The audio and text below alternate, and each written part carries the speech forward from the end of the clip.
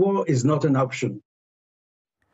Thousands of Bangladeshi nationals and Rohingya refugees living near the border with Myanmar have found themselves caught in the middle of fighting between Myanmar's army and a militant group. Kamruzzaman reports from the tense border region. The more than 270 kilometers of shared border between Bangladesh and Myanmar is covered with trees and fields of crops. But in the last 2 months, this peaceful South Asian region has been hit by a deadly war between the country's armed forces and the so-called Arakan army. The militant group has fought for greater autonomy for northern Rakhine state since forming in 2009. Officials say the civil conflict has now spilled over into Bangladesh. We are trying to hold a battalion commander level meeting with Myanmar's border guard police. They have agreed to hold this meeting. We are also trying to hold a meeting between the top officials of both countries over the issue. While officials look for a diplomatic resolution, the situation on the ground is growing more dangerous. This is a big cropland in southeast Bangladesh near border with Myanmar. Dozens of farmers work here regularly, but they're scared due to frequent gun battle inside Myanmar, which is very close from this front line. Even residents frequently flee this area due to horrific sounds of gunfighting. Sabir Ahmed is a farmer in Gundum, near Bangladesh's border. He has lived here all his life, but says he has never seen such fighting from the neighboring country.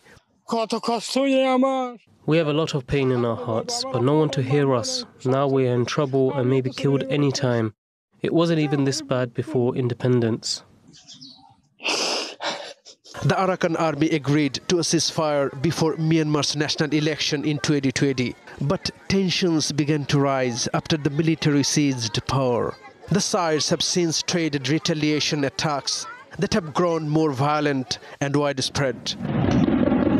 Myanmar's military helicopters have been accused of crossing into Bangladesh's territory. Those living around the border say mortar shells from Myanmar have hit residential areas. Myanmar military gunships came into our land from this side and fire mortar shells. It seems that we are under attack. We are very scared and sometimes leave our houses in fear. Bangladesh's government has warned Myanmar several times to contain the fighting within its borders. But that has been hard to do with their populations living so near each other. If a fire breaks out in a house, the neighbors must feel the heat. Our situation is like that, but we're alert. Our border guards are also alert. We've already listed the 300 most vulnerable families close to the border and have preparations to shift them anytime in case it's necessary. Relations are already fragile between Bangladesh and Myanmar. These repeated incidents of cross-border firing have raised stakes further and could risk creating a new crisis in the region.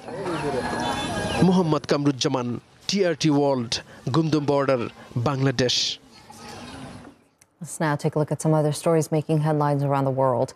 The death toll in Bangladesh has risen to 28 after Cyclone Sitrang left a trail of destruction and moved further up north. Rescue workers recovered more bodies from a boat that sank off in the Bay of Bengal on Wednesday.